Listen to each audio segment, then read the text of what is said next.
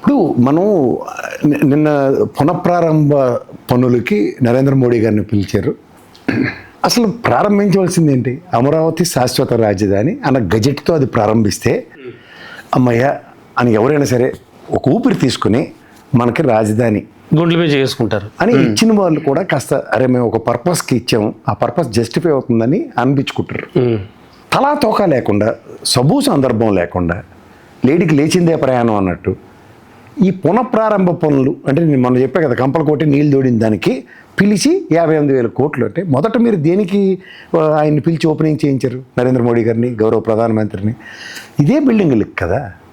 అవును. సరే ఇవాళ మళ్ళీ గొయ్యవుతున్నాం. ఇప్పుడు మనం భూమి పూజ చేస్తామండి. భూమి పూజ చేసిన తర్వాత ఇంక మళ్ళీ నెక్స్ట్ ఏముంటుంది కార్యక్రమం? మళ్ళీ భూమి పూజ. ఇంకెందుకు చేస్తే మీకు చిన్న విషయం చెప్తాను. అంటే there are people who really మనం ఆలోచించవలసిన విషయం ఏంటంటే ఈ ఎన్డీఏ డబుల్ ఇంజన్ సర్కార్ వీళ్ళందరూ ఎన్నెన్ని కబుర్లు ఎంత బాగా చెప్తున్నారో చూసారు. కన్వీనియంట్గా చెప్తున్నారు కదా. ఈ కన్వీనియన్స్ ఏంటో మనం చూడాలి ఒక్కసారి. ఎందుకంటే మీకు చిన్న విషయాలు చెప్తే ఈజీ అవుతుంది. అంటే ట్రాక్ రికార్డ్. ఇప్పుడు మీకు ఒక జాబ్ మీకే ఇచ్చారు ఒక జర్నలిస్ట్ కాబట్టి, ఒక దగ్గర వెళ్ళారు, ఇంకో దగ్గర మారారు. అలాగే ఓవర్ పీరియడ్ ఆఫ్ టైం 10-15 సంవత్సరాల తర్వాత ఒక ఇంటర్వ్యూకి వెళ్ళినప్పుడు యూ బీన్ కన్సిడర్డ్ ఏది ఒక సో మెనీ ఆర్గనైజేషన్స్లో పనిచేసిన ఒక సీజన్డ్ ఎక్స్పీరియన్స్ జర్నలిస్ట్ అని మిమ్మల్ని ఎలా కన్సిడర్ చేస్తారో అట్లా ఒక 10-15 ఏళ్ళు ముఖ్యమంత్రులుగాను 10-15 ఏళ్ళు పైన ప్రధానమంత్రులుగా పనిచేసిన వాళ్ళ యొక్క ట్రాక్ రికార్డ్ని ఎలా చూస్తారంటే what's their efficiency and what is their deliverables. మీకు ఈ డెలివరబుల్స్ అన్న దాని మీద మనకి మన అమరావతి రాజధానితోనే వీళ్ళు మొదలెట్టిన దాంట్లో 2014లో మన రాష్ట్రం ఎడగొట్టింది వీళ్ళిద్దరే, కేంద్ర ప్రభుత్వంలో ఉన్న బీజేపీ కాంగ్రెస్లు కలిపి. అప్పుడు 2015 సెప్టెంబర్ 22న వచ్చారు, అక్టోబర్ 22న ఇదే అమరావతికి శంకుస్థాపన చేశారు. అప్పుడు ఏవో చెప్పారు, సింగపూరు కన్సార్టిజం సెల్ఫ్ సస్టైన్డ్ ప్రాజెక్ట్ అన్నప్పుడు ఆయన ధైర్యంగా ఎందుకు వచ్చి నీళ్లు మట్టి ఎందుకు ఇచ్చాడంటే ప్రజలకు కూడా తెలుసుకోండి. ఫస్ట్ ఇది సెల్ఫ్ సస్టైన్డ్ ప్రాజెక్టు. సింగపూర్ కన్సల్టెన్సీతో మన చేతికి రూపాయి ఖర్చు కాకుండా మొత్తం వాడే కట్టిస్తాడు నవనగరాల్లో.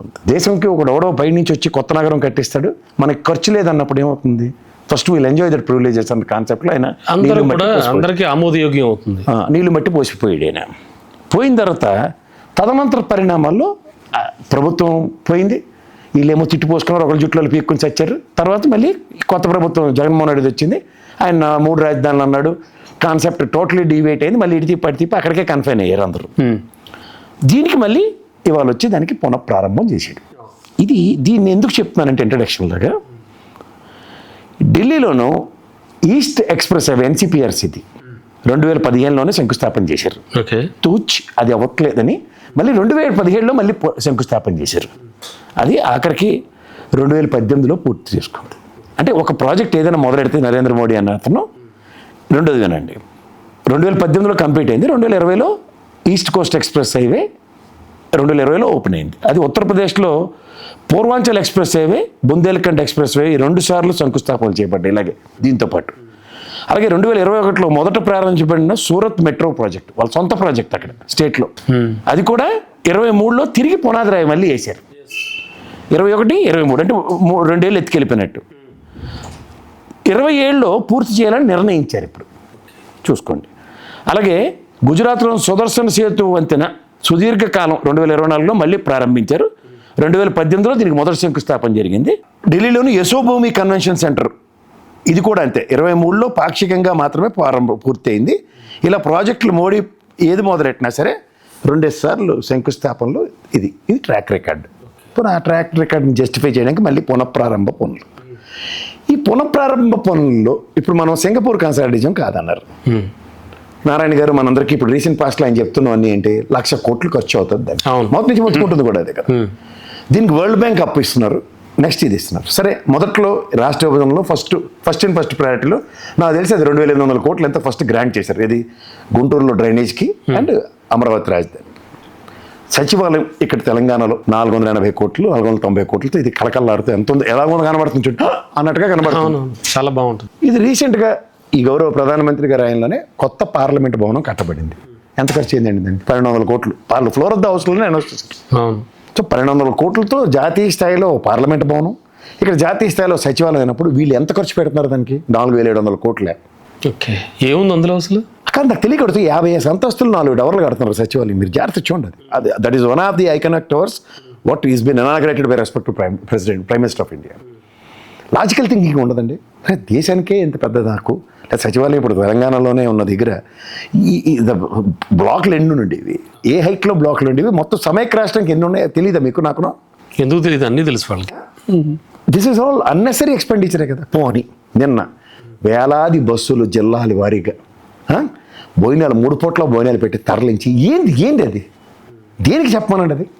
అరే కష్టాలు, రాక్షస పాలన పోయింది, రాక్షసుని పిలిచినా రాలేదు, ఇవన్నీ చెప్తున్నారు. మీరు జీఏడీ ప్రోటోకాల్ ప్రకారం ఏం చేశారండి? ముఖ్యమంత్రి గారి పిలుపు అన్నది అపోజిషన్కి ఉండదా? ఉండదు. ఓ జీఏడీ సింపుల్ అధికారితో పంపించి ఇన్విటేషన్ ఇచ్చారు. మొదటిసారి ఓపెనింగ్ కూడా ఆయన రాలే కదా. ఎవడాపడి మిమ్మల్ని? అదెందుకు అంత హైలైట్ చేసుకోవడం? ఇప్పుడు ఆయన రాలేదు, మీరేమైనా ఆగుతారా?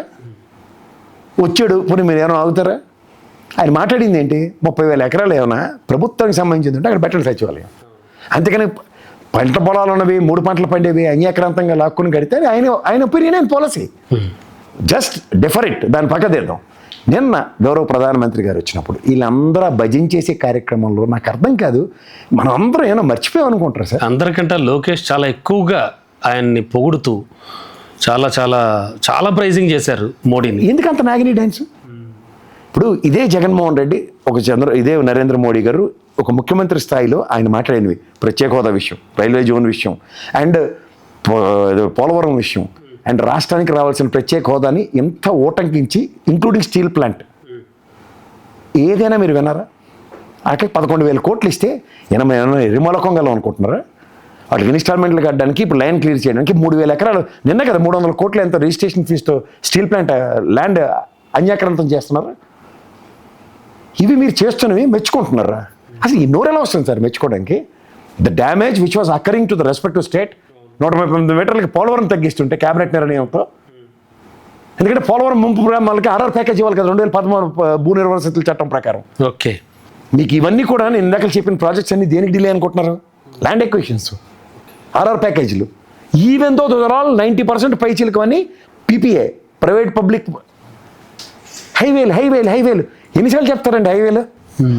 వీళ్ళకి తెలీదా? హైవేలు మీరు టోల్ గేట్లు కట్టకుండా వస్తారో? వీళ్ళకి బొగ్గ కార్లు ఉంటాయి కదా, బింగ్ అనుకుని వచ్చేస్తున్నట్టు ఉన్నారు. అంటే టోల్ గేట్లు బాధ లేదు, ఎలాట్లే వీళ్ళకి తెలియదు. అరే సామాన్య మానవులు తోలు చిరిగిపోతుంది ఒక్కడికి ఆ టోల్ గేట్ అంటే. నేను ఎందుకు చెప్తున్నానంటే ఇవన్నీ ప్రైవేట్ పబ్లిక్ అండర్టేకింగ్లో కడుతూ ప్రజల దగ్గర దోపిడీ జరుగుతూ కూడా వాళ్ళు ఎందుకు క్రెడిట్ తీసుకుంటారు నాకు అర్థం కాదు. కేంద్ర బడ్జెట్లో రోడ్లు భవనాలకి ఇంత డబ్బులు ఇస్తున్నాం, ఈ రోడ్లు ఇలాగ వేసాం, మీరెవరు మమ్మల్ని అనడానికంటే అది కదా. కానీ ఇది పీపీఏ ప్రాజెక్టులు కదా, నేషనల్ హైవేలో. నేను 15 సంవత్సరాలకి రోడ్ ట్యాక్స్ కట్టిన కార్ని నా రోడ్డుని నేను వినియోగించుకోవడానికి కూడా మళ్ళీ టోల్ కట్టి నేను వెళ్తున్నా. వెళ్ళాలి. అవును, రిజిస్ట్రేషన్ అప్పుడు రోడ్ ట్యాక్స్ కట్టడం లేదా? దేనికి కడుతున్నాను? నేను నాకు రోడ్డు ఉంది కాబట్టి, రోడ్డుని నేను వినియోగిస్తున్నాను కాబట్టి. అవును, రోడ్ మళ్ళీ వినియోగదారుల ఛార్జ్ అనే పెడతాడు. అరే నేను రోడ్ ట్యాక్స్ కట్టినోడికి నాకు రోడ్డు ఇవ్వాల్సిన బాధ్యత ప్రభుత్వం ఉంది, మళ్ళీ రోడ్ ట్యాక్స్లో రోజువారీ పథకంలో దోపిడీ జరుగుతుంటే ఏం చెప్పాలంటే దానికి? నేనంటుంది వీళ్ళు మెచ్చుకోలుతానానికి ఒక హద్దు ఉంటుందండి. సరే మీరు బట్టి రైల్లో భజన చేసుకుంటారండి. నిజంగా చెప్తున్నాను, ఆ పవన్ కళ్యాణ్ గారికి ఒక పెన్ ఇచ్చారు అనుకున్నారు ఫస్ట్ స్క్రోలింగ్లో. నేనేమనుకున్నాను బోల్డ్ ఫైల్ పెండింగ్ ఉన్నాయి కదరా పోయి పెన్తో సంతకం పెడతారేమో, పెన్ ఇచ్చాడు అనుకున్నా. కానీ చీర చూస్తే చాక్లెట్ ఇచ్చాడట. గతంలో నేను మొన్న కూడా చెప్పిన, ఆ లోకేష్ చిన్నపిల్లాడు కళ్ళజోడుతో ఆడుకున్నాడంటే ఈరోజు కళ్ళజోడు వచ్చింది.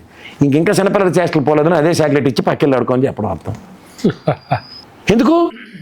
ఇన్కన్సిస్టెంట్గా అతను మాట్లాడిన మాటలు టువర్డ్స్ అమరావతి.